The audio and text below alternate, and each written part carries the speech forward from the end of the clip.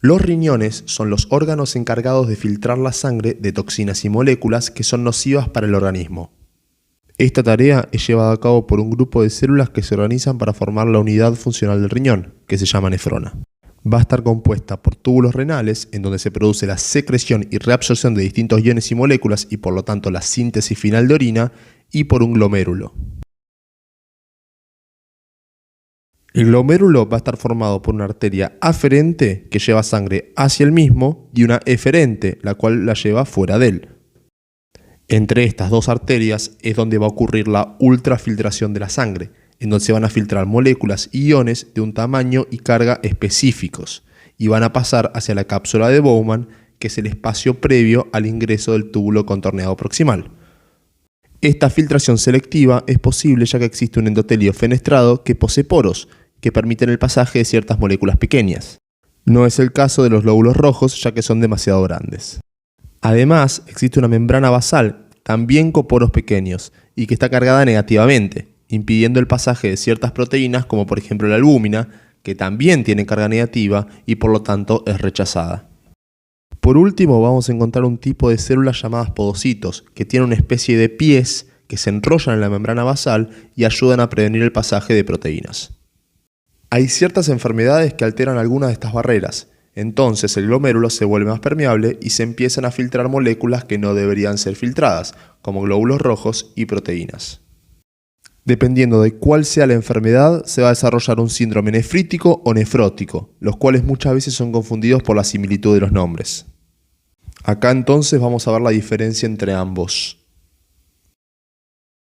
El síndrome nefrótico va a desarrollarse cuando existe daño de la membrana basal o de los podocitos, aumentando la permeabilidad de las barreras y por lo tanto aumentando la filtración de las proteínas hacia la orina, que se denomina proteinuria, y va a ser mayor a 3.5 gramos por día. Dentro de las proteínas que el paciente va a perder tenemos a la albúmina, por lo tanto el paciente va a presentar hipoalbuminemia, que es menor a 3 gramos por decilitro. Se produce entonces una disminución de la presión oncótica en la sangre, que se manifiesta como edemas periféricos y periorbitales. Por algún motivo, la hipoalbuminemia produce una alteración del metabolismo de lípidos y como consecuencia se desarrolla una hiperlipidemia o aumento de la concentración de lípidos en sangre. Como hay mayor permeabilidad a nivel glomerular, los lípidos van a pasar a la orina, lo que se llama lipiduria.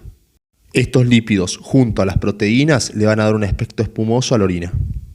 Estas son entonces las características que definen a un síndrome nefrótico. Sin embargo, no solo albúmina es lo que se pierde. También vamos a encontrar una mayor filtración de proteínas, como la antitrombina 3, cuya función es ser el anticoagulante del organismo. Si tenemos menor concentración de antitrombina 3, entonces el paciente va a entrar en un estado de hipercoagulabilidad y por ende existe mayor riesgo de complicaciones trombóticas y tromboembólicas. Además, existe pérdida de inmunoglobulinas que predispone al paciente a padecer infecciones. Las causas del síndrome nefrótico pueden ser primarias o secundarias, dependiendo de si el daño es directo o producto de una enfermedad sistémica. Algunas de las causas son la enfermedad de cambio mínimos, nefropatía membranosa, amiloidosis, glomerulopatía diabética, entre otros. Cuando hablamos de síndrome nefrítico estamos hablando de inflamación glomerular, en donde existe un daño que permite la filtración de glóbulos rojos a la orina. Vamos a encontrar cilindros de glóbulos rojos y hematuria, que es la presencia de sangre en orina. El daño renal puede llevar al paciente a una insuficiencia renal, ya que los riñones no pueden cumplir su función correctamente. Y esto se manifiesta como oliguria, hipertensión arterial por la retención de sodio y disminución de la filtración glomerular, aumentando la creatinina y urea en sangre. También vamos a encontrar proteinuria, sin embargo va a ser una cantidad menor a 3.5 gramos por día, o también llamado en rango subnefrótico. Esto es muy importante de resaltar porque es una de las principales diferencias con el síndrome nefrótico, que como se mencionó anteriormente, se caracteriza por una proteinuria mayor a 3.5 gramos por día.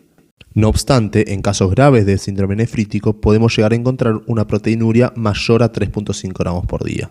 La pérdida de proteínas va a llevar al paciente a desarrollar edemas periféricos y periorbitales. Dentro de las causas que pueden provocar un síndrome nefrítico encontramos a la glomerulonefritis post-streptocóxica, el síndrome de Goodpasture, nefropatía IgA o Berger, el síndrome de Alport y la glomerulonefritis membranoproliferativa. Entonces, para repasar, cuando existe una disrupción en el glomérulo se empiezan a filtrar moléculas o células que no deberían ser filtradas. Si existe una filtración de glóbulos rojos y presencia de hematuria, junto con proteinuria menor a 3.5 gramos por día, vamos a estar en presencia de un síndrome nefrítico. Mientras que si encontramos proteinuria mayor a 3.5 gramos por día, sin presencia de hematuria, vamos a estar en presencia de un síndrome nefrótico. Muchas gracias por ver el video. Si te gustó, no te olvides que puedes suscribirte a mi canal de YouTube y seguirme en Instagram para más contenido. Hasta la próxima.